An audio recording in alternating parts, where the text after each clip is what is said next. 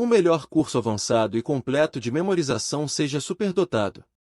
Voltando mais uma vez ao assunto, outro exemplo muito famoso é Tarzan.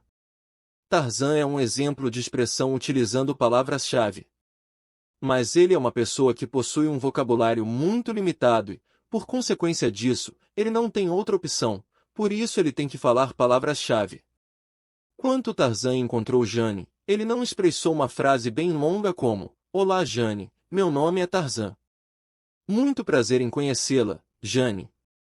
Em vez de dizer tantas palavras, ele falou simplesmente: "Mim Tarzan, você Jane."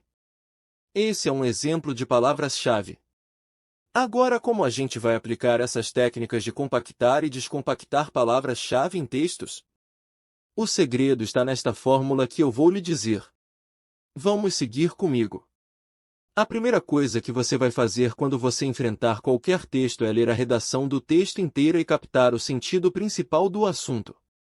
É importante que você entenda o texto porque, se você não entender o texto, você não vai se lembrar do texto. Por isso, entenda o texto. Quando você está lendo o texto, ao lado de cada uma ou duas linhas ou parágrafos, você escolherá uma palavra-chave principal, que significa o núcleo de uma ideia. Faça isso até o fim da redação até que você obtenha a lista completa de palavras-chave, que são uma compactação de uma frase a uma palavra só. Cada frase ou cada parágrafo, você compacta em uma palavra-chave só. Quando você terminar, vai ter uma sequência de palavras, que são palavras-chave. Agora o problema é que são geralmente palavras abstratas, que não são concretas. O que nós vamos fazer com essas palavras abstratas?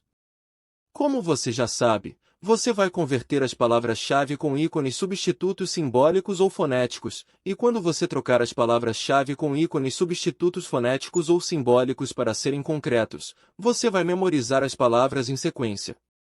Memorizando as sequências de palavras em ícones substitutos, você memorizou o conteúdo do texto, não palavra por palavra e sim ideia por ideia.